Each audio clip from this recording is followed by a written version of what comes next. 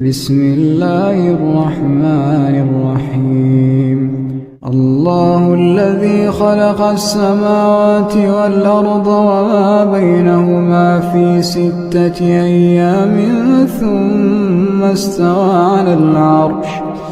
ما يكون من دونه من ولي ولا شفيع أفلا تتذكرون يدبر الأمر من السماء إلى الأرض ثم يعرج إليه في يوم كان مقداره 1000 سنة مما تعدون ذلك عالم الغيب والشهادة العزيز